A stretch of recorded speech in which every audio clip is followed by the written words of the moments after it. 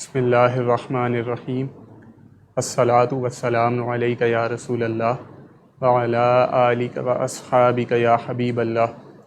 ناظرین و سامعین، السلام علیکم ورحمۃ اللہ وبرکاتہ۔ ایک مرتبہ پھر پیش خدمت ہے سوال و جواب کی نشست بعنوان ہم اور آپ علامہ اکاڑوی کے ساتھ، جس میں آپ اپنے شرعی مسائل کے بارے میں رہنمائی حاصل کر سکیں گے۔ حضرت علامہ مولانا ڈاکٹر کوکب نورانی اکاڑوی صاحب دامت برکاتہم العالیہ سے آپ ایک عرصہ دراز سے دنیا بھر میں مسلک حق کے حقیقی ترجمان کی حیثیت سے خدمات سر انجام دے رہے ہیں۔ آئیے ہم مل کر انہیں خوش آمدید کہتے ہیں۔ السلام علیکم ورحمۃ اللہ وبرکاتہ۔ وعلیکم السلام، اور تمام ناظرین و سامعین کو بھی السلام علیکم ورحمۃ اللہ وبرکاتہ۔ سوال و جوابات کی طرف بڑھنے سے پہلے ایک بات آپ نوٹ فرما لیجئے کہ اگر دوران نشست کبھی کبھی لائٹ چلے جاتی ہے کہ الیکٹرک کی مہربانی سے، تو اگر ایسا کچھ ہو جائے تو ہم لوگ فوری طور پر دوبارہ آ جاتے ہیں آدھے یا 1 منٹ کے بعد، تو آپ ہمارے ساتھ تعلق اپنا قائم رکھیے گا۔ انشاءاللہ ہم دوبارہ بنے رہیے گا ہمارے ساتھ، انشاءاللہ ہم اسی وقت دوبارہ حاضر ہو جائیں گے۔ آپ کے سوالات جو واٹس ایپ اور پیج ان باکس کے ذریعے جو آپ نے بھیجے ان سے آغاز کریں گے، اور اسی دوران آپ کے لائیو اسٹریم پر بھی سوالات آنا شروع ہو جائیں گے، پھر وہ بھی شامل کر لیے جائیں گے۔ محمد سرفراز صاحب کا سوال کہ سید کے ساتھ غیر سید کیا نکاح کر سکتا ہے؟ بسم اللہ والحمد للہ والصلاة والسلام علی رسول اللہ۔ سید آل نبی کو کہتے ہیں۔ نبی کریم صلی اللہ علیہ وآلہ وسلم کی اولاد کے لیے سید کا لفظ پکارا جاتا ہے۔ بہتر یہی ہے کہ سید زادی کا نکاح سید زادے سے ہی ہو، تاہم اس حوالے سے علماء میں مختلف آراء ہیں۔ بہتر تو یہی ہے کہ سید کا نکاح سید سے ہو، ورنہ عالم دین ہو یا جو حق پہچانتا ہو کہ سید زادی کے ساتھ کیسا سلوک رکھنا ہے، وہ جو خیال رکھے، اس پر بھی بعض علماء اجازت دیتے ہیں۔ آپ کے ہاں جو سادات کی ایک برادری ہوگی، آپ ان سے ہٹے نہیں اگر ان کے ہاں یہی ہے، مگر کبھی ایسا ہوتا ہے کہ سادات میں رشتے نہیں ہوتے تو قریشی، ہاشمی یا کوئی عالم دین یا کوئی نیک خاندان اگر دیکھیں تو نکاح کر دیں۔ اگلا سوال محمد قاسم علی صاحب کا، وہ پوچھتے ہیں کہ کیا سارے انبیاء کرام علیہم الصلاۃ والسلام کا مذہب اسلام تھا؟ عجیب سوال ہے،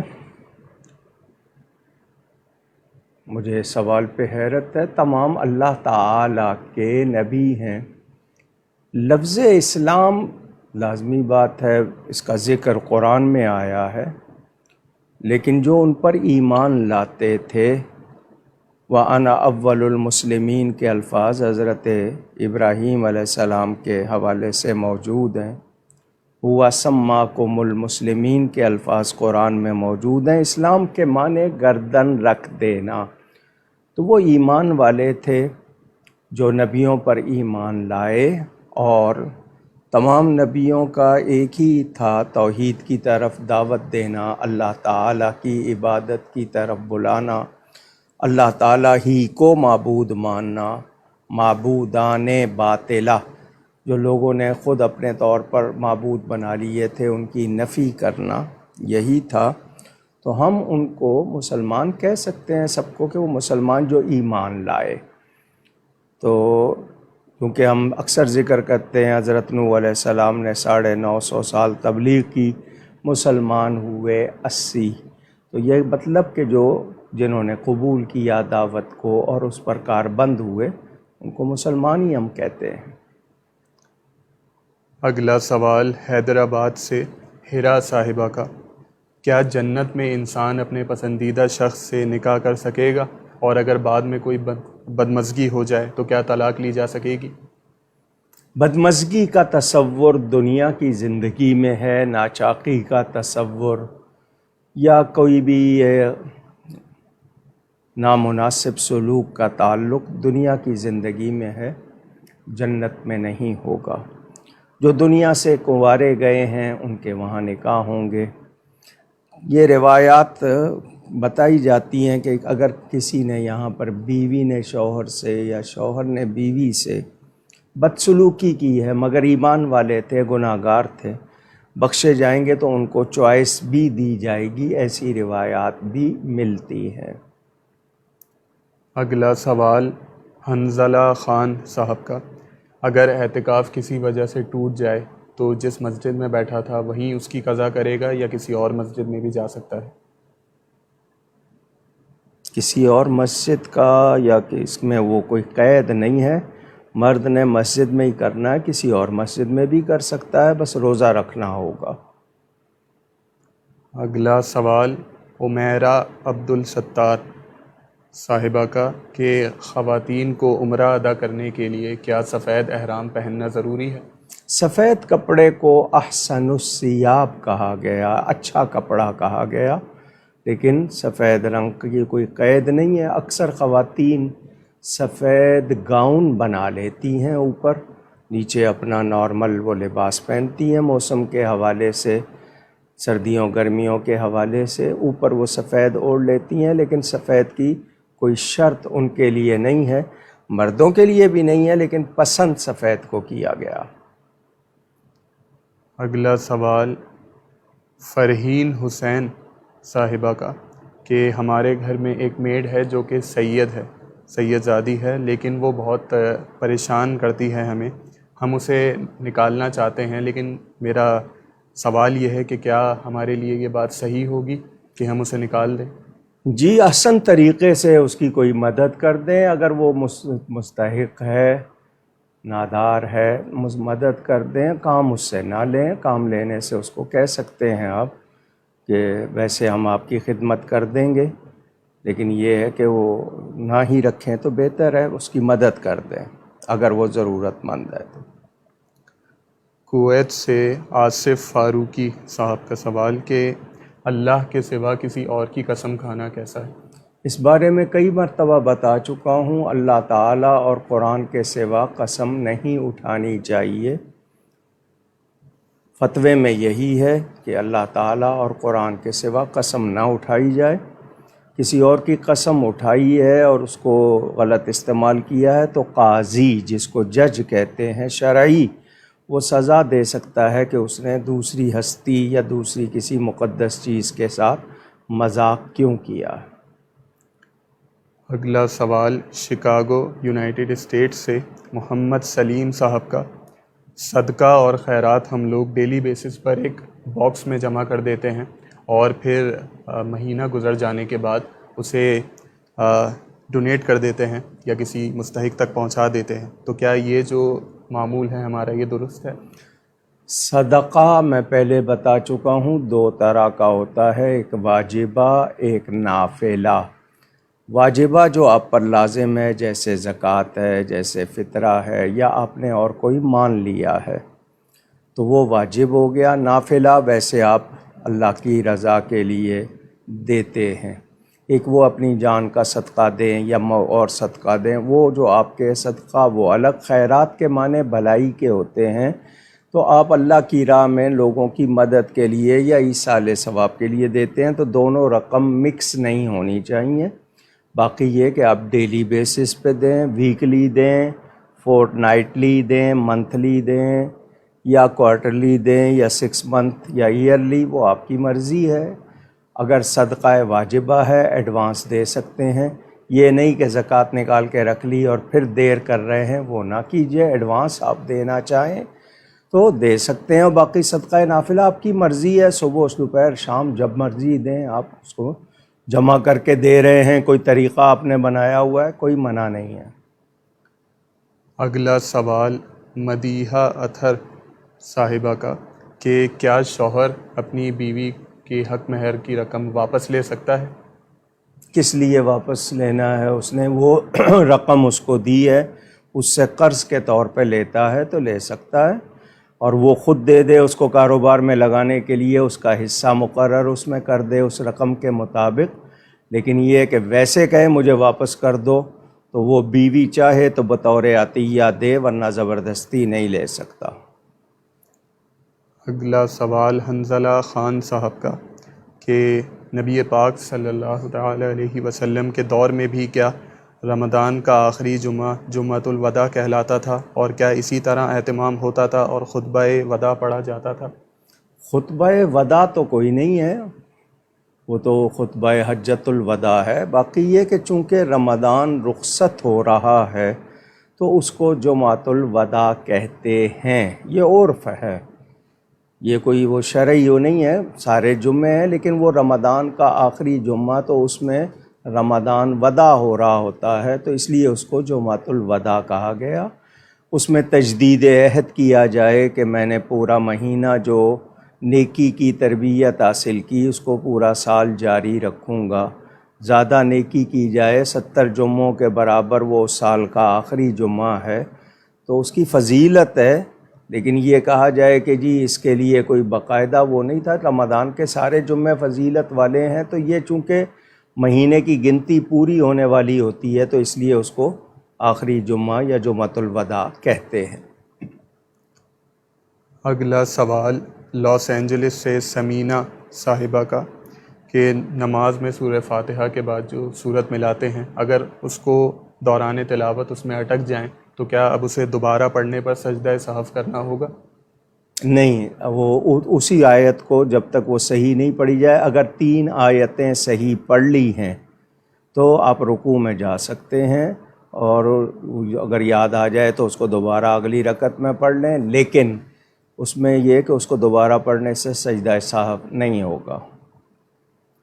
اگلا سوال اسد سورہ فاتحہ کو اگر دہرائیں گے اس پہ سجدہ سہو ہوگا۔ اگلا سوال اسد صاحب کا شب قدر کی عبادت کا خاص طریقہ کیا کوئی مقرر ہے؟ نیز یہ بھی بتا دیجئے کہ شب قدر کی نوافل کا طریقہ کیا ہے؟ جی اس کے نوافل مختلف لوگوں نے لکھے، 7 مرتبہ یہ سورہ قدر شریف پڑھی جائے، اس میں قرآن کریم کی زیادہ تلاوت کی جائے، کیونکہ وہ ایک رات کی عبادت 1000 مہینے سے بہتر، تو 1 منٹ کی عبادت بھی آپ کی اس کو 1000 مہینے پہ تقسیم کرنے کے سمجھ لیں کہ 1 سیکنڈ 1 منٹ کے برابر ہوا یا کتنے دنوں کے برابر ہوا، وہ آپ تقسیم کر کے دیکھ سکتے ہیں۔ تو یہ اس میں جو لوگ کو خاص طور پر پڑھتے ہیں وہ بھی ہے، نوافل پڑھیں، تلاوت کریں، ذکر اذکار کریں، کوئی یہ نہیں ہے کہ صرف وہی عبادت جو کوئی، لیکن یہ کہ نوافل کچھ بزرگوں نے تعلیم کیے ہیں، کچھ روایتوں میں بیان ہوئے ہیں، وہ پڑھے جائیں تو وہ بھی پڑھے جائیں۔ لیکن یہ ہے کہ ہم ایک تو یہ کہ عشاء کی جماعت مرد حضرات اور اوپر پھر فجر کی جماعت اس کو لازم کریں، یا دونوں نمازیں جو ہیں وہ لازم پڑھیں، اور درمیان میں جتنی عبادت ہو سکے مرد عورت حضرات سب کریں۔ لیکن یہ کہ صرف 27ویں شب میں نہیں، یہ 5 راتوں میں، ان 5 راتوں میں کوشش کریں کہ آپ کچھ عبادت کرتے رہیں۔ اگلا سوال فرزانہ ریاست صاحبہ کا کیا دعاؤں سے یا صدقہ کرنے سے موت کا وقت ٹل سکتا ہے؟ بری موت سے بچتا ہے جو صدقہ کرتا ہے، وہ بری موت سے بچتا ہے، یہ اللہ کے غضب کو ٹھنڈا کرتا ہے۔ اللہ کی مخلوق کی مدد کریں تو اللہ تعالیٰ راضی ہوتا ہے، تو صدقہ کرنے سے یہ ہے کہ آپ کے لیے خیر ہوتی ہے، آپ کی عمر میں برکت ہوتی ہے، لیکن یہ کہ موت کا وقت ٹالنے کا کیا مطلب؟ اگلا سوال کینیڈا سے نسرین یعقوب صاحبہ کا کہ اگر کوئی بیمار شخص فجر کے وقت نہ اٹھ سکے تو کیا وہ اپنے معمولات میں یہ چیز شامل کر سکتا ہے کہ وہ ہر روز قضا ادا کرے فجر؟ جی کسی دن قضا ہو گئی وہ اور بات ہے، معمول بنا لینا تو بڑی غلط بات ہوگی کہ جی ہر روز قضا کرنی ہے، وہ پڑھے ضرور جب بھی، لیکن یہ کہ ہر روز قضا کرنے کے لیے اور چیزیں قضا کیوں نہیں کرتا وہ؟ باقی چیزوں کی پابندی ہے، دفتر جانے کی، دکان جانے کی، تجارت پہ جانے کی، تو نماز میں ایسا کیوں؟ وہ اپنا ایسا معمول بنائے کہ اس سے وہ نماز قضا نہ ہو، کبھی کبھار ہو گئی تو اس نے قضا پڑھ لی، لیکن یہ ہے کہ معمول اس کو روز کا نہیں بنایا جا سکتا۔ اگلا سوال عبد الوحید عرفان صاحب کا، اس ڈر سے قرآن پاک حفظ نہ کرنا کہ اگر بھول گیا تو پھر عذاب ہوگا۔ تو پھر باقی چیزوں کے لیے بھی یہ قانون ہوگا۔ آدمی سوچ سکتا ہے کہ میں کچھ بھی چیز ختم ہو جائے گی تو اس کو کروں نہیں۔ قرآن کریم یاد کرنا بہت بڑی سعادت ہے، جس کو حفظ کرنا کہتے ہیں۔ اس کا روز پڑھیں آپ تو پھر نہیں بھولے گا، آپ نہیں پڑھیں گے تو یقیناً بھول جائے گا۔ تو قرآن یاد کیا ہے تو اس کو روز پڑھنے کا معمول بنائیں۔ لیکن یہ جو خدشہ ہے، اس بنیاد پہ تو پھر کچھ بھی آدمی آگے کہہ سکتا ہے کہ جی یہ ہو جائے تو بہتر ہے کہ میں نہ کروں، تو یہ نہ کہیں آپ کو یاد کرنا ہے، بہت سعادت ہے، لیکن یہ کہ آپ اس کو معمول بنائیں گے، اس کا خیال رکھیں گے تو بہت بڑی سعادت ہے۔ اپنے خاندان کے 10 افراد کی شفاعت کریں گے جو اپنے عملوں کے سبب جہنمی ہوں گے۔ تو قرآن کریم کا حافظ بن کر اس کا حق ادا کریں، باقی آپ اگر نہیں کر رہے ہیں تو وہ آپ کی مرضی ہے۔ اگلا سوال شمائلہ سلمان صاحبہ کا کہ کیا قیامت 15ویں صدی میں آئے گی؟ انہوں نے کیا تیاری کی ہوئی ہے اس کے لیے؟ ان اللہ عندہ علم الساعہ، اللہ کے پاس ہے اس کا علم، اور اللہ کے بتانے سے اس کے حبیب پاک صلی اللہ علیہ وسلم جانتے ہیں۔ ہمیں اس کے لیے یہی ہے کہ ہمیں اپنا ہر سانس آخری سمجھنا چاہیے، تیار رہنا چاہیے، ہم سستی اور غفلت میں وقت نہ گزاریں۔ اللہ تعالی ہمارے ایمان کی حفاظت فرمائے، سلامت رکھے، یہ فکر کریں۔ باقی یہ کہ کب آنی ہے وہ اللہ بہتر جانتا ہے۔ جن لوگوں نے اپنے اندازے لگائے، قرآن کی کچھ آیتوں کے اعداد نکالے، کسی نے 19ویں صدی ہجری بتائی، کسی نے کچھ، واللہ عالم، اللہ بہتر جانتا ہے، ہم کوئی اس پہ دعویٰ نہیں کر سکتے۔ اگلے سوالات بشرا لطیف صاحبہ کے، ان کا پہلا سوال کہ ہمارے پاس کوئی جمع پونجی نہیں، بس ہر مہینے کی سیلری آتی ہے، اسی سے گزارا ہوتا ہے، تو کیا ہم پر بھی اب صدقہ فطر واجب ہوگا؟ جی اگر آپ صاحب نصاب ہیں، زکوٰۃ دینے کے قابل ہیں تو ہوگا، ورنہ نہیں ہوگا، کیونکہ صدقہ فطر انہی پر ہے جن پر زکوٰۃ دینا واجب ہے۔ تو اگر آپ زکوٰۃ دینے کے اہل یعنی صاحب نصاب نہیں ہیں تو پھر آپ پر فطرانہ نہیں ہوگا۔ ان کا اگلا سوال کہ میرے شوہر اپنی والدہ کو ہر ماہ رقم بھیجتے ہیں، تو اب سوال یہ ہے کہ صدقہ فطر بھی واجب ہے، تو کیا جو رقم بھیجتے ہیں اس ماہ اسی پر صدقہ فطر کی نیت کر سکتے ہیں؟ دیکھیں آپ کے پاس جو رقم آئی ہے وہ رقم انہوں نے کس لیے بھیجی ہے؟ وہ خرچے کے لیے بھیجی ہے، آپ کو تحفے کے طور پر بھیجی ہے، یا ہر مہینے آپ کی خدمت کرتے ہیں؟ آپ نے دیکھنا ہے کہ آپ صاحب نصاب ہیں اور آپ نے ادا کرنا ہے، تو جو رقم آپ کی ملکیت ہو گئی اس میں سے آپ دے سکتے ہیں، اور کوئی نہیں ہے آپ کو دی ہے، کسی نے تحفہ مالک بنا دیا، آپ اس میں سے ادا کریں یا ویسے ادا کریں اگر آپ صاحب نصاب ہیں تو۔ اگلا سوال عثمان افتخار صاحب کا، سی فوڈ کے متعلق کیا شرعی احکام ہیں؟ نیز یہ بھی بتا دیجئے کیا جھینگا بیچنا جائز ہے؟ اس حوالے سے پہلے بھی ہم کئی مرتبہ یہ سوال آئے ہیں۔ جھینگا کے بارے میں کچھ لوگ یہ کہتے ہیں کہ وہ مچھلی کی قسم سے نہیں ہے، تو جو یہ کہتے ہیں ان کے نزدیک جائز نہیں، جو اس کو مچھلی مانتے ہیں، لیکن یہ کہ بڑی ہو جائے تو منع کرتے ہیں، چھوٹی ہو تو لے لیں۔ خود اس کا جو کاروبار کر رہے ہیں، اب لازمی بات ہے اگر وہ مچھلی ہے، اس کو مچھلی شمار کیا جاتا ہے تو پھر تو کوئی منع نہیں ہے، اور اگر واقعی وہ مچھلی نہیں ہے پھر منع ہوگا۔ لیکن یہی اب تک ملا ہے کہ جی وہ مچھلی کی قسم میں سے ہے، لیکن یہ کہ چھوٹی ہو تو بہت زیادہ بڑا ہو جائے تو وہ شاید کسی اور۔ پھر یہ کہ سی فوڈ کے لیے حکم یہ ہے کہ جو پانی سے نکل کے زندہ نہ رہے، تو مچھلی جس طرح پانی سے نکل کے زندہ نہیں رہتی، اس کے لیے وہ حکم ہے۔ سی فوڈ میں اور کسی قسم کے جانور ہیں، لابسٹر ہیں، دوسرے ہیں جو پانی سے نکل کے زندہ رہتے ہیں، کیکڑے وغیرہ، وہ جائز نہیں ہے، کسی صورت جائز نہیں ہے۔ جو لوگ ان کا سوپ پیتے ہیں، خاص طور پر یہ کورونا کے لیے کہہ دیا کہ بھئی اس کا سوپ پینا اچھا ہے، تو یاد رکھیں جو چیز جائز نہیں ہے اس سے علاج بھی جائز نہیں ہے۔ اگلا سوال فقیر قادری صاحب کا، اگر موبائل میں قرآن شریف کی ایپ اوپن ہو تو کیا بنا وضو اس کو سوائپ کر کے پیجز ٹرن کر سکتے ہیں؟ جی، اور آپ قرآن کو ٹچ نہیں کر رہے، آپ اسکرین کو ٹچ کر رہے ہیں، تو اس کو کھیل نہ بنائیں، لیکن وہ کر سکتے ہیں۔ ان کا اگلا سوال، کیا بنا وضو فاتحہ دے سکتے ہیں؟ جی بہتر نہیں ہے۔ اگر آپ نے قرآن پڑھنا ہے، اس میں کچھ کلام ایک آدھا آپ نے صرف سورہ فاتحہ پڑھ لی، لیکن اور مزید کلام پڑھنا ہے تو بہتر یہی ہے کہ وضو ہو۔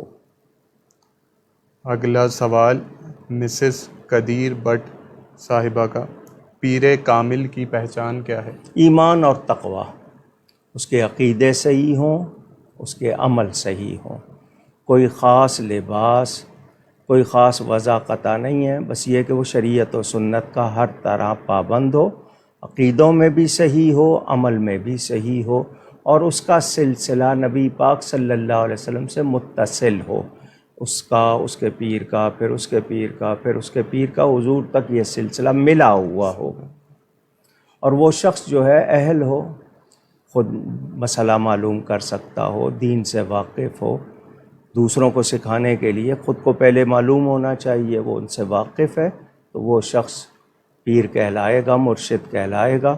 آج کل کاروبار ہے، نااہل کو بھی بنا دیتے ہیں، بچوں کو بھی بنا دیتے ہیں، وراثت میں کر دیا، لیکن اگر وہ وارث بیٹا صحیح ہے، جانتا ہے، تو زیادہ اچھی بات ہے، لیکن یہ کہ وہ نہیں جانتا، صرف بیٹا ہونے کی وجہ سے بیٹھا ہے، تو اس کو چاہیے کہ اس کی تربیت کی جائے اور اس کو اس سے پوری طرح واقف کرایا جائے۔ اگلا سوال شکیلہ فیاض صاحبہ کا، داڑھی کی فضیلت بیان فرما دیجیے۔ حضور صلی اللہ علیہ وسلم کا ارشاد، امرانی ربی، میرے رب نے مجھے حکم دیا ہے داڑھی رکھنے کا، اور اتنی تاکید ہے کہ اس کو فقہ میں قریب بواجب کہتے ہیں، یعنی اتنی تاکید ہے کہ یہ واجب کے قریب ہے، لیکن اس کا مڈانا گناہ ہے۔ جو نہیں رکھتے وہ اپنے آپ کو گناہ گار سمجھیں، یہ نہ سمجھیں کہ یہ ضروری نہیں ہے۔ کچھ کہتے ہیں کہ سارا اسلام داڑھی میں آ گیا، تو یہ داڑھی کی توہین کرنے والی بات ہے۔ داڑھی میں اسلام نہیں، مگر اسلام میں تو داڑھی ہے۔ اگر کوئی یہ کہے کہ نہیں یہ ضروری نہیں ہے، تو پھر وہ اپنے آپ کو یعنی دین میں دخل دینے والا بناتا ہے۔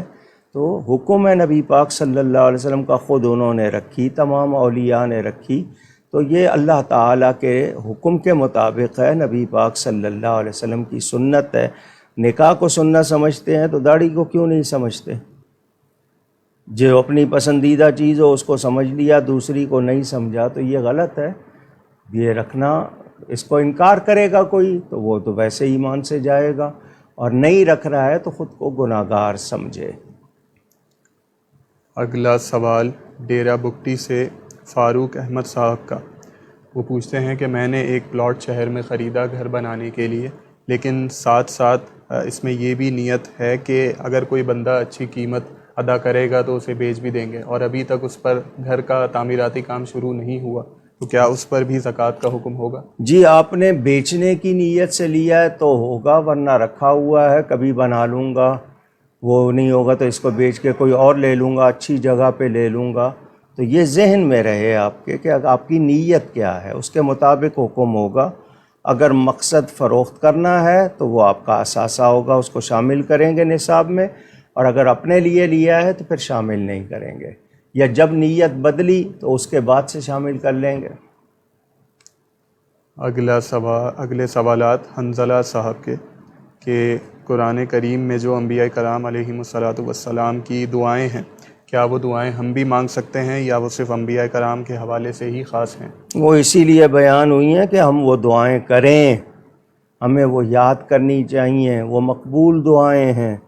جب وہ کریں گے انہی الفاظ میں اللہ نے ان کی قبول کی، ان کی برکت سے ہمارے لیے قبول ہو جائیں گی۔ تو ہمیں وہ یاد کرنی ہے، رسول پاک صلی اللہ علیہ وسلم نے جو سکھائی ہیں وہ یاد کرنی ہے۔ لیکن ہم عربی دعاؤں پر آمین بھی نہیں کہتے، شاید سمجھتے ہیں پتہ نہیں کوئی غلط چیز نہ مانگ رہے ہوں۔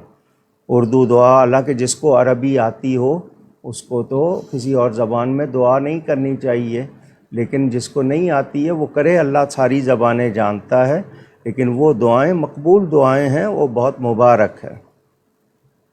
ان کا اگلا سوال کہ کیا ایک دن کے بچے کا بھی صدقہ فطر ادا کرنا ہوگا؟ کریں تو بہت اچھی بات ہے، بلکہ اس کی طرف سے قربانی بھی کریں، اس کی طرف سے وہ تو کرنا ہے۔ آپ کے گھر کے افراد، آپ کا بچہ ہے تو کرنا ہے، اگر آپ کے گھر میں کسی اور کا بچہ ہے آپ اس کی طرف سے بھی دینا چاہتے ہیں تو آپ نے تو اپنے گھر کے ہر فرد کی طرف سے دینا ہے، اگر آپ صاحب نصاب ہیں تو۔ اگلا سوال سائمہ اعجاز صاحبہ کا کہ کسی کے کاروبار میں کچھ رقم انویسٹ کر کے ہر ماہ اس سے منافع لینا، کیا یہ چیز درست ہے؟ جی، منافع اس میں کوئی شرط ایسی نہ ہو جو غلط ہے، ورنہ یہ کہ یہ مداربت کہلاتی ہے، شراکت داری کہلاتی ہے۔ لوگ دنیا میں اس طرح کام کرتے ہیں، 5 بھائی ہیں، اکٹھے ہیں، ان کے پیسے سب کے لگے ہوئے ہیں، یا انہوں نے اور کاروبار پھیلائے ہوئے ہیں، تو شراکت پہ کام ہوتا ہے، منافع پہ بھی آپ لوگ شامل ہوتے ہیں، جو جس طرح اس کا بس اس میں کوئی غلط شرط نہ ہو، لیکن یہ کوئی جائز ہے بالکل۔ اگلا سوال طارق صاحب کا، لال مرچ سے نظر اتارنے کی کیا حقیقت ہے؟ طریقہ ہے لوگوں کا، طریقہ ہے لوگوں کا کہ وہ جب اس کو جلاتے ہیں تو اس میں سے وہ بو نکلتی ہے، اور اگر نہیں نکلی ہے تو اور دوسری بار کرتے ہیں، تیسری بار کرتے ہیں، یہ ایک طریقہ ہے۔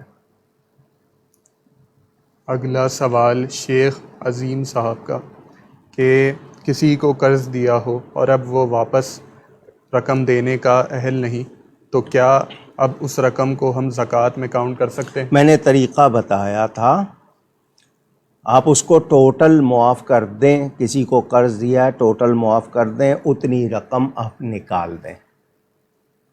اگر یہ طریقہ نہیں کرتے ہیں تو دوسرا طریقہ بھی بتایا تھا کہ اس سے پیسے مانگیں کہ بھی میرے پیسے لوٹاؤ، وہ کہتا ہے جی میرے پاس نہیں ہیں، جب ہوں گے دے دوں گا، اس سے یہ وعدہ لے لیں کہ جب ہوں گے دے دوں گا، ٹھیک ہے جی، اب اتنی ہی رقم جو آپ نے اس سے لینی ہے وہ آپ بطور زکوٰۃ اس کو دیں۔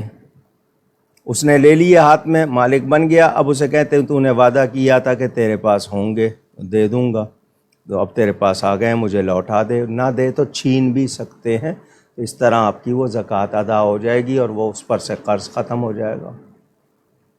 اگلا سوال کینیڈا سے عائشہ آفتاب صاحبہ کا، کیا فطرانہ عید سے پہلے کسی کو دے سکتے ہیں، کیونکہ اگر کینیڈا سے رقم پاکستان بھیجیں تو پہنچتے پہنچتے کافی وقت لگتا ہے؟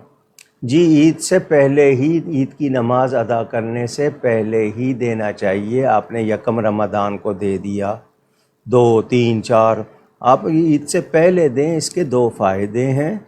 ایک تو یہ کہ نادار لوگوں کو مل جاتی ہے رقم، وہ بھی عید کی خوشیوں میں شامل ہو جاتے ہیں۔ دوسرا یہ ہے کہ جی روزے کی حالت میں ہمارے منہ سے کوئی لغو کلام، کوئی نامناسب بات نکل جائے، اس کی صفائی ہو جاتی ہے۔ اور اگر نہیں ادا کرتے تو جب تک آپ ادا نہیں کرتے روزے اللہ کی بارگاہ میں پیش بھی نہیں ہوتے، قبول ہونا تو دور کی بات۔ تو کوشش یہی، اب آپ وہاں پر نہیں، اب آپ کسی کو کہیں کہ میں بھجوا رہا ہوں رقم، یہ رقم میں نے بھیج دی ہے، تم ادا کر دو، تمہیں پہنچ جائے گی، تو وہ اس کی طرف سے ادا کر دے۔ اگر وہاں کوئی مستحق موجود ہیں وہاں دے دیں، لیکن دینا صحیح العقیدہ کو ہے، سب سے پہلا حق رشتہ داروں کا ہے۔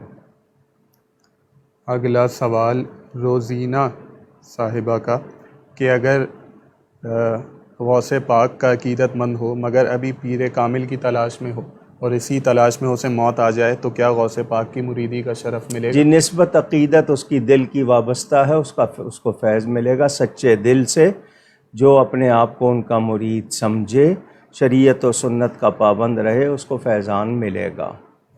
لیکن یہ کہ یہ چونکہ ایک طریقہ خود تعلیم کیا ہوا ہے نسبت قائم کرنے کا، تو ان کے سلسلے میں جو بھی صحیح اہل موجود ہو اس سے وابستہ ہو جائے، ورنہ قلبی عقیدت ہے تو فیضان ملے گا۔ اگلا سوال شکاگو سے محمد سلیم صاحب کا، کیا آدمی کو فطرانہ اپنے پورے گھر کا ادا کرنا اسی پر واجب ہے بچوں سمیت؟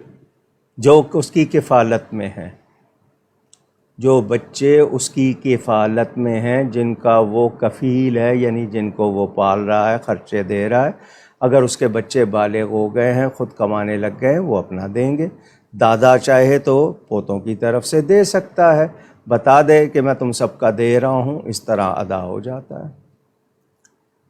عائشہ آفتاب صاحبہ کا سوال کہ آپ نے بیٹیوں کے رشتے کے لیے سورہ یاسین کی آیات بتائی تھیں وظیفے کے طور پر، لیکن وہ پڑھنے کے باوجود بھی ابھی کچھ بات نہیں بن رہی، تو کیا اب وہ وظیفہ چھوڑ کر دوسرے پر آ جائیں یا وہی جاری رکھیں؟ جی، وہ آپ کا یقین اللہ پہ قائم رہنا چاہیے، رکاوٹ آپ اس کو نہ سمجھیں۔ ہماری کمزوریاں ہوتی ہیں تو سورہ یاسین کی آیت نمبر 36 پڑھیں، اس کے ساتھ لا حول ولا قوت الا باللہ یا پورا تیسرا کلمہ، تاکہ کوئی بندش ہے تو وہ دور ہو جائے، اور یا مسبب الاسباب یہ پڑھتے رہیں۔ اس کے علاوہ امن یجیب المضطر اذا دعاہ ویکشف السوء، اتنا آیت کا اتنا حصہ یہ چاند جس وقت نکلتا ہے اس وقت سے شروع کرتے ہیں، 14 دن میں 6000 مرتبہ اتنا حصہ پڑھا جاتا ہے۔ یہ بھی وظیفہ ہے، اور بھی اگر آپ کو کوئی صحیح معلوم ہو تو ضرور پڑھیں، اور اللہ سے مایوس نہ ہوں، کوشش بھی جاری رکھیں۔ یہ نہیں ہے کہ صرف پڑھ رہے ہیں اور کوئی رابطے نہیں ہیں، کوئی لوگوں سے وہ سلسلہ نہیں ہے، کوشش بھی کریں، انشاءاللہ کامیابی ہوگی۔ انشاءاللہ۔ مایوس ہونا ایمان والے کا کام نہیں ہے۔ اگلا سوال مرتضیٰ چوہان صاحب کا کہ جس رقم پر پورا سال نہ گزرا ہو، کیا اس پر بھی کسی صورت میں زکوٰۃ واجب الادا ہوگی؟ آپ ایڈوانس دینا چاہیں تو دے سکتے ہیں، ابھی کچھ ماہ باقی ہیں، لیکن آپ ایڈوانس دے رہے ہیں، آپ نے حساب کی جو تاریخ مقرر کی ہوئی ہے وہ آپ کا اپنا کوئی معمول ہوگا، آپ ایڈوانس دے سکتے ہیں، نہیں تو یہ کہ جب سال پورا ہوگا تب دے دیں۔ اگلا سوال معاویہ بن عبد الرحمن صاحب کا، قسم کھا کر اگر توڑ دی جائے تو اس کا کفارہ کیا ہوگا؟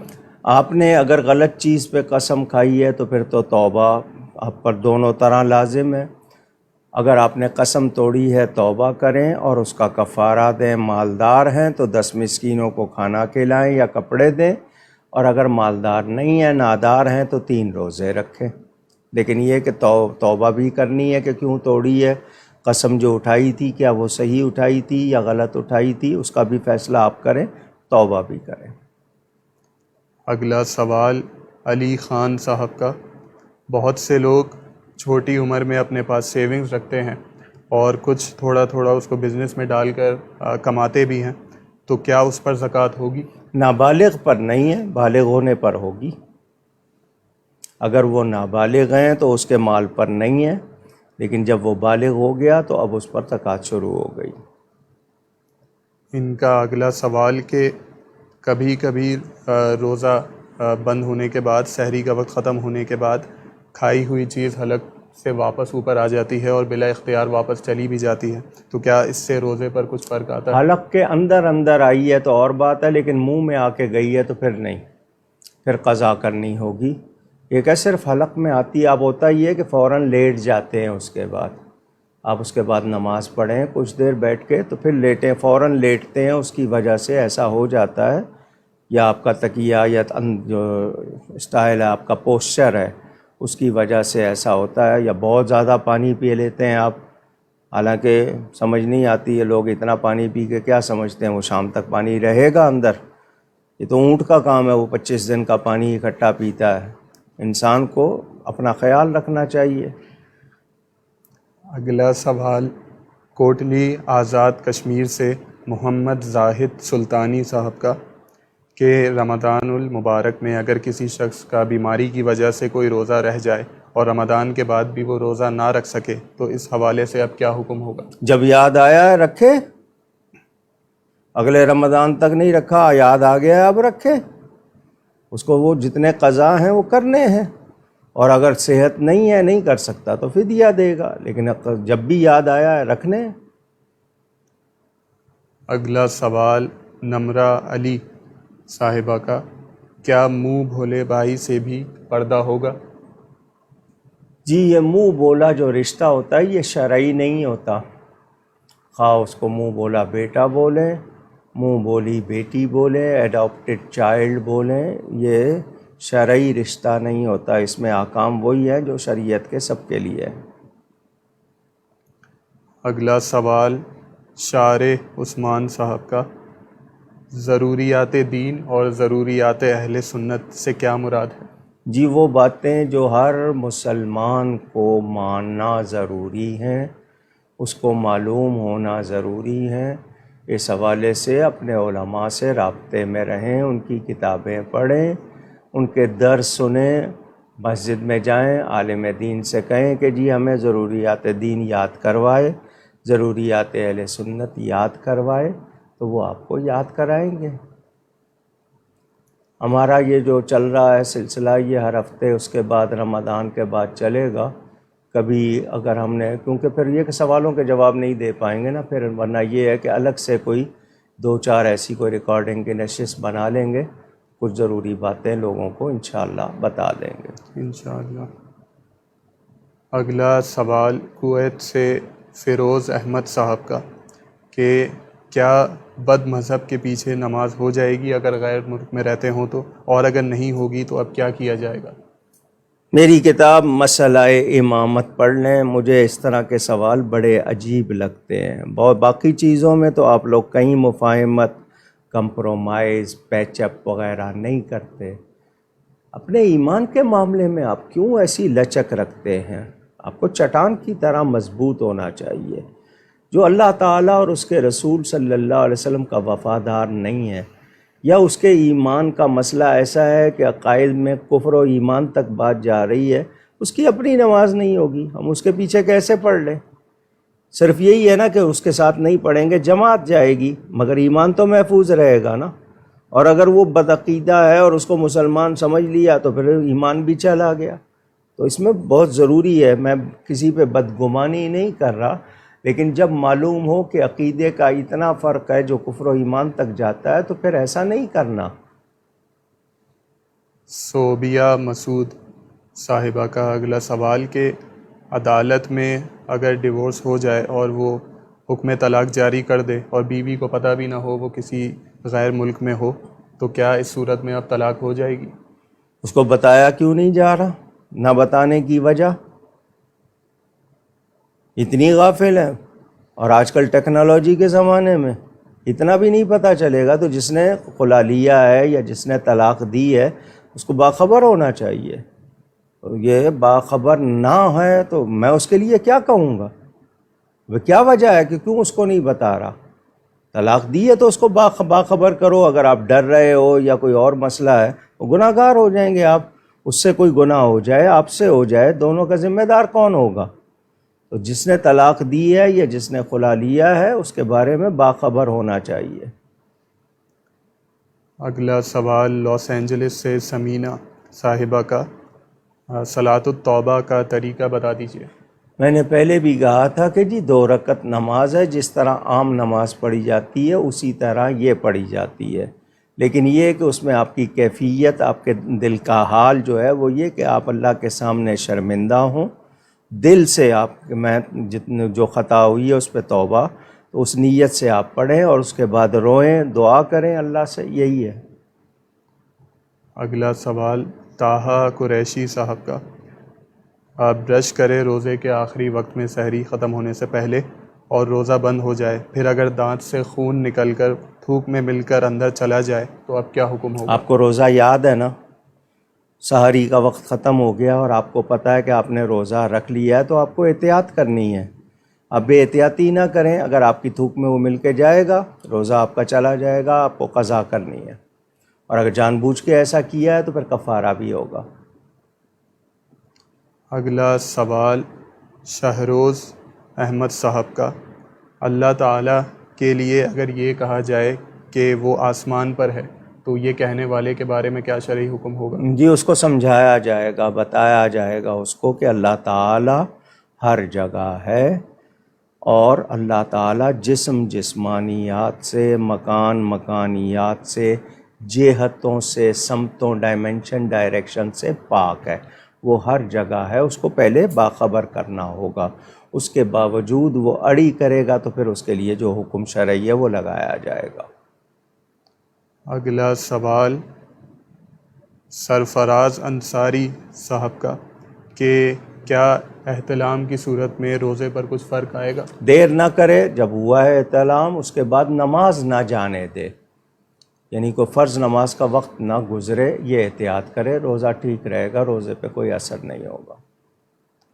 اگلا سوال سائمہ اعجاز صاحبہ کا، جو پراپرٹی ڈیلرز زمین کا سودا کرتے ہیں، خریدنے والے سے کچھ کمیشن وغیرہ لے لیتے ہیں، اور جس نے زمین فروخت کی تو کیا یہ حلال روزی میں شمار ہے؟ جی دونوں کے درمیان جو طے پا جائے، دونوں اس پہ راضی ہوں، وہ ٹھیک ہے، لیکن یہ ہے کہ کسی سے زبردستی نہیں، مثال کے طور پر سودا کیا، سودا کینسل ہو گیا، وہ کہیں گے کینسل آپ نے کیا، ہماری کمیشن ہمیں دیں، یہ جائز نہیں ہوگا۔ جو باقی سودا ہونے پہ جو طے ہوا ہے کہ ٹھیک ہے تجھے اتنا دیں گے، وہ ڈھونڈتا ہے، رابطہ کراتا ہے، یہ اس کا ایک طرح سے خدمت کا، محنت کا وہ ہے بدل، تو جو طے ہو گیا ہے اس میں برائی نہیں ہے، لیکن وہ جبراً اس کو لے، یا یہ کہ نہیں جی بات نہیں ہوئی ہم نے تو ملوا دیا تھا، تو اس طرح وہ نہ کرے۔ اگلا سوال اقبال احمد صاحب کا، آپ کا ایک کلپ دکھا کر مجھے میرے ایک جاننے والے نے اعتراض کیا کہ جس میں آپ نے کہا کہ غوث پاک نے مرغے کی ہڈیاں جمع کر کے اس کو واپس زندہ کر دیا تھا، رہنمائی فرمائیے۔ تو کیا ان کو اعتراض ہے؟ غوث پاک نے کیا ہے ایسا، صحیح روایتوں میں موجود ہے، بلکہ مخالفین کی کتابوں میں موجود ہے۔ فیض الباری انور شاہ صاحب کشمیری کی، انہوں نے مولانا جامی کے لیے لکھا ہے، وہ مردے زندہ کرتے تھے، تو اولیاء کے لیے یہ کرامات موجود ہیں اور مخالفین کی کتابوں میں موجود ہیں۔ اشرف علی تھانوی صاحب جو اتنے بڑے دیوبند میں مانے جاتے ہیں، ان کی کتابوں میں موجود ہے، بلکہ یہ واقعہ بھی ان کی کتاب میں موجود ہے۔ ان کا اگلا سوال کہ ختم سحری کے فوراً بعد جو لعاب منہ میں سرکولیٹ کرتا ہے، کہ اب بار بار اسے تھوکنا ہوتا ہے کہ اس نہیں ڈر جی، سے؟ آپ منہ میں لعاب جمع نہ کریں، بہت سے لوگ جمع کرتے ہیں، لیکن منہ میں جو خود بخود لعاب ہے اس سے روزے پہ فرق نہیں آتا، لیکن کسی چیز کو کھینچ کے بنا رہا ہے تو پھر غلط کر رہا ہے۔ اگلا سوال احسن خان صاحب کا، کیا نظر بندی جادو کی قسم ہے، اور کیا نظر بند کرنے والا دائرہ اسلام سے خارج ہو جاتا ہے؟ اگر اس کا طریقہ کوئی ایسا ہے جو غیر شرعی ہے، جادو کرنا، کروانا، یہ جو عاملین جس کو سفلی کہتے ہیں، کچھ لوگ کالا علم کہتے ہیں، یہ سب ناجائز ہے۔ اگلا سوال مہرین وقار صاحبہ کا کہ وتر کی رکعات 3 ہیں یا 1؟ جی 3 ہیں، 1 رکعت کی کوئی نماز نہیں ہوتی۔ اگر وہ کہیں یہ 3 تو پھر مغرب کی 3 ثبوت موجود ہے نا، 1 رکعت کی کوئی نماز نہیں، 3 ہی وتر ہے۔ اب وتر 1 بھی ہیں، 3 بھی ہیں، 5 بھی ہیں، 7 بھی ہیں، 9 بھی ہیں، پھر صرف 1 پہ اصرار کیوں ہے؟ 3 کے 5 پہ کیوں اصرار نہیں ہے؟ 7 پہ کیوں نہیں ہے؟ 9 پہ کیوں نہیں ہے؟ وہ بھی تو وتر ہے۔ تو 3 ثابت ہیں، 3 ہی ہیں، باقی وہ نہیں مانتا کوئی تو اس کی مرضی۔ اگلا سوال عبدالستار خان صاحب کا کہ علم غیب کے حوالے سے اہل سنت کا کیا عقیدہ ہے؟ کئی مرتبہ بتایا ہے، اللہ کی عطا سے، قرآن میں ہے الا من ارتضی من رسول، اللہ تعالیٰ اپنے غیب پر کسی کو آگاہ نہیں کرتا سوائے اپنے پسندیدہ رسول کے۔ نبی کے لیے اللہ فرماتا ہے وما ہوا علی الغیب بضنین، یہ غیب بتانے میں بخیل نہیں ہے، کنجوس نہیں ہے۔ تو اگر ہے ہی نہیں تو پھر بخیل کا مطلب کیا ہوا؟ کیونکہ جس کے پاس نہیں ہو اس کو تو مفلس یا کنگال کہتے ہیں۔ تو قرآن کی متعدد آیات ہم اللہ تعالیٰ کے مقابلے پر بات نہیں کرتے، اللہ کی عطا کے لیے کہتے ہیں۔ اللہ نے اپنی عطا سے اپنے پسندیدہ رسولوں کو اپنے غیب پر مطلع فرمایا ہے، اور اس میں صرف سمجھنے کی بات ہے، تمام لوگوں کی دوسری کتابوں میں بھی مزید اس کی تھوڑی بہت تفصیل پڑھنی ہو، میرے والد صاحب کی کتاب ذکر جمیل اس میں پڑھ لیں، اردو انگلش دونوں زبانوں میں موجود ہے، اور اس پر متعدد تقریریں موجود ہیں، کتابیں موجود ہیں۔ تو مخلوق میں سب سے زیادہ نبی پاک صلی اللہ علیہ وسلم عالم، سب سے زیادہ جاننے والے، تو اللہ تعالیٰ نے ان کو عطا فرمایا وَعَلَّمَكَ مَا لَمْ تَكُنْ تَعْلَمْ، جو کچھ آپ نہیں جانتے تھے ہم نے آپ کو عطا کیا۔ میں نے ابھی درس تراویح میں بھی اس موضوع پر ایک رات تھوڑی سی گفتگو کی تھی، اگر وہ ریکارڈنگ میں ہو تو سن لیں۔ اگلا سوال مزمل نیاز صاحب کا کہ ہم کن کن چیزوں میں سے زکوٰۃ دے سکتے ہیں؟ حاجات اصلیہ، آپ کی بیسک نیسیسٹیز کے سوا سونا، چاندی، نقدی مال تجارت یہ آپ کے پاس ہیں۔ اگر آپ جانوروں کا کام کرتے ہیں تو پھر ان کے تعداد کے حساب سے کھیتی باڑی کرتے ہیں تو اس کا عشر 10واں حصہ ہوتا ہے۔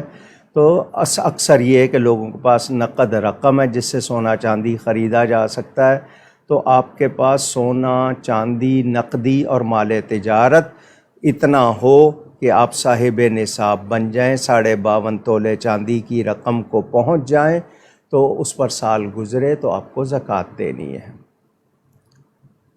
اگلا سوال طاہا صدیقی صاحب کا، جو شخص یہ سوچے کہ اللہ تعالیٰ کرنا چاہتا تھا مگر اس نے فلاں شخص نے میری بندش کر دی، تو کیا ایسے شخص کا ایمان باقی رہے گا؟ اس کے الفاظ صحیح طرح پوری ہے ہمارے سامنے۔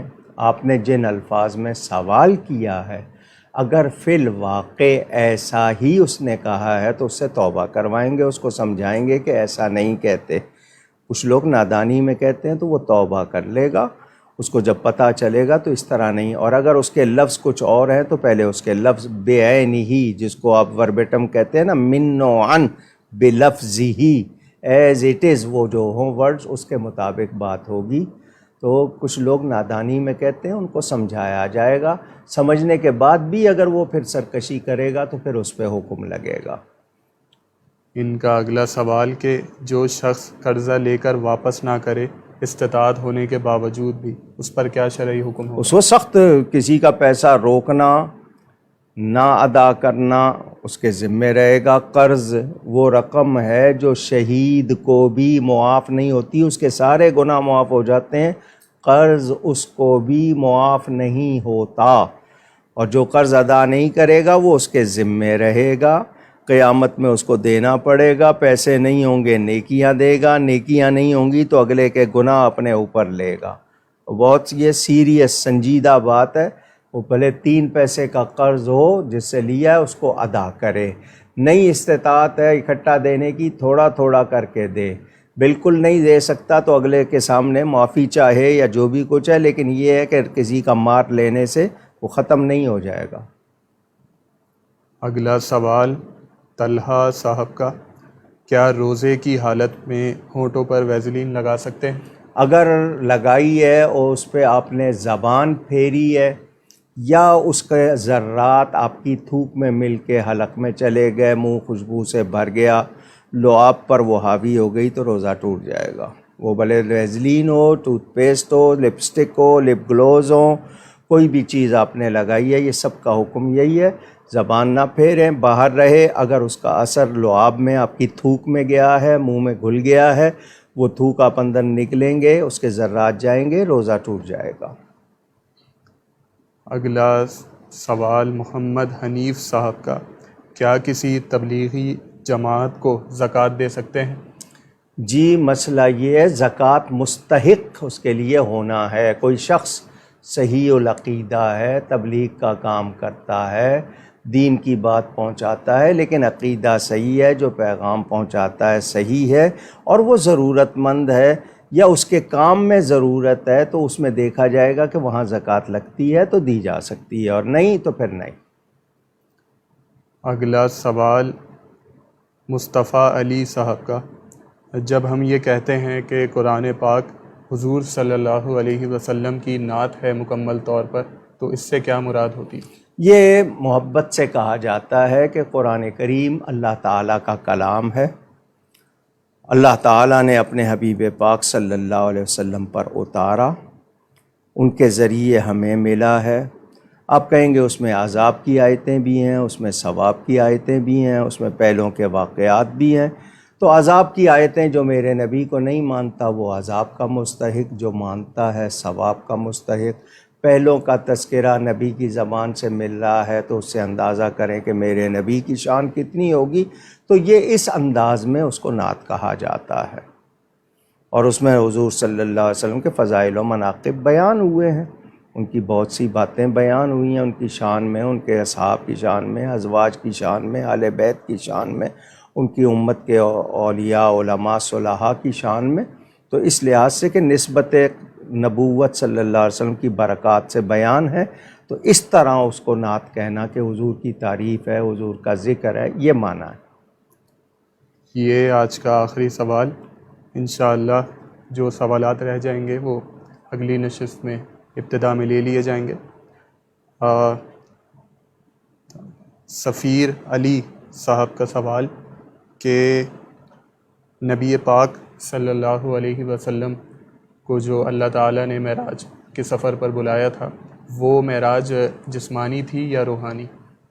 جب بلایا تھا تو بعبدہ فرمایا ہے، عبد کا اطلاق روح مال جسد پر ہوتا ہے، وہ بلا شبہ جسمانی تھی۔ اگر جسمانی نہیں تھی تو پھر کافروں نے کیوں اعتراض کیا؟ اگر روحانی یا خواب کی تھی تو کافر اعتراض نہ کرتے، اتنی بات نہیں سمجھ آ رہی؟ تو اللہ تعالیٰ نے ان کو جسم اقدس کے ساتھ بلایا اور اپنا دیدار کرایا۔ جب معراج کا موضوع بیان کرتے ہیں تو یہ پوری تفصیل اس میں ذکر کی جاتی ہے، تو وہ معراج جسمانی بلا شبہ، اس میں کوئی شبہ نہیں ہے، اور اس کے متعدد دلائل ہیں، لیکن میں نے اس وقت مختصراً بیان کیا۔ 23ویں شب ہے۔ ہمارے کراچی میں اعلیٰ حضرت فاضل بریلوی رحمۃ اللہ علیہ کے خاندان کے ایک معزز فرد تھے، حضرت الحاج پیر شوکت حسن خان صاحب نوری رحمۃ اللہ تعالی علیہ، بڑے پیارے بزرگ تھے، دوست تھے۔ ان کا آج عرس منایا جا رہا ہے، اللہ تعالیٰ ان کے درجات بلند فرمائے۔ کورونا کی وجہ سے انڈیا میں اکثر علماء اہل سنت کے خبریں آ رہی ہیں، ان کے وصال کی، اللہ تعالیٰ ان سب کی مغفرت فرمائے۔ ہماری کوشش ہے انشاءاللہ کہ آپ کو عید سے پہلے بھی یہ شاید 2 نشستیں مل جائیں گی، کیونکہ باقی دنوں میں درس ہوتا ہے، تو یہ پیر منگل بدھ رمضان میں کچھ دن یہ سوال و جواب کے لیے رکھ لیے تھے۔ اب یہ 27ویں شب تک میرا خیال مسلسل مسجد میں رہے گا سلسلہ، اور اس کے بعد 28ویں یا 29ویں شب کو میرا خیال پیر منگل جب آئے گی تو آپ سے ملاقات ہوگی۔ اس دوران دعائیں کیجیے گا، اپنے لیے بھی، پوری ملت کے لیے بھی، ہم سب ایک دوسرے سے معافی چاہیں اور کوشش کریں کہ ہماری عبادات قبول ہوں۔ یہ مولانا رفیع اللہ صاحب، ابھی وہ ذکر آیا تھا ایک سوال کا کہ جی شادی نہیں ہو رہی تو میں پڑھتا رہوں، تو آپ ان کے لیے بھی دعا کریں، یہ مولانا رفیع اللہ صاحب کے لیے، ان کو جلد دلہن مل جائے اور ان کی بھی شادی ہو جائے۔ اور یہ ان سب کے جو اوپر ہیڈ ہیں وہ ماشاءاللہ 2-3 پروگراموں سے آ کے باقاعدہ نگرانی ہو رہی ہے ان کی، ان کے لیے بھی دعا کریں، اللہ تعالیٰ ان کے حق میں بھی خیر فرمائے۔ آمین۔ تو انشاءاللہ کل سے مسجد جامع مسجد گلزار حبیب میں تراویح کے بعد درس میں تھوڑا بہت آپ سے ملاقات رہے گی، اور انشاءاللہ 27ویں شب کو اجتماع ہوگا جامع مسجد گلزار حبیب میں شب قدر کا، اور اس دوران جمعۃ الوداع بھی آئے گا، آپ حضرات وہاں بھی لائیو اس کو دیکھ سن سکیں گے۔ گفتگو میں مجھ سے کوئی غلطی ہوئی ہو اللہ تعالیٰ اور اس کے رسول کریم صلی اللہ علیہ وسلم کی بارگاہ میں توبہ کرتا ہوں۔ یہ اب آپ کو نام بتائیں گے شرکاء کے اور معاونین کے اور تعریف کنندگان کے۔ میں اجازت چاہتا ہوں۔ والسلام علیکم ورحمۃ اللہ وبرکاتہ۔ ہم ان تمام افراد کا شکریہ ادا کرتے ہیں جنہوں نے اپنے سوالات ہم تک بھیجے، جن میں کنیز فاطمہ صاحبہ، محمد اکرام شریف صاحب، میاں امتیاز صاحب، سمینہ رافدہ صاحبہ، فوزیہ عبدالقادر صاحبہ، قاسم علی صاحب، شہباز مومن صاحب، ناصر علی صاحب، آصف فاروقی صاحب، محمد سلیم سلطان صاحب، حنزلہ خان صاحب، محمد راشد صاحب، اسد صاحب، نوشین ریحان صاحبہ، وقاص مصطفیٰ قادری صاحب، مرتضیٰ چوہان صاحب، محمد امجد صاحب، گلریز خان صاحب، فاروق احمد صاحب، محمد شفیع صاحب، شیخ عظیم صاحب، روزینہ صاحبہ، ام مصطفیٰ صاحبہ، زبیر اتاری صاحب، محمد عمر صاحب، فیروز احمد صاحب، وقاص خان صاحب، مزمل نیاز صاحب، محمد طلحہ صاحب، محمد حنیف صاحب، انور صاحب اور فاروق اجمیری صاحب، اور جن جن کے نام ہم نہیں لے سکے ہم ان سے معذرت چاہتے ہیں۔ آپ ہمیں دعاؤں میں یاد رکھیے گا، ہم آپ کے لیے دعا گو رہیں گے۔ اگلی نشست میں انشاءاللہ اسی وقت 10:30 بجے ملاقات ہوگی۔ آپ اپنا بہت خیال رکھیے گا۔ السلام علیکم ورحمۃ اللہ وبرکاتہ۔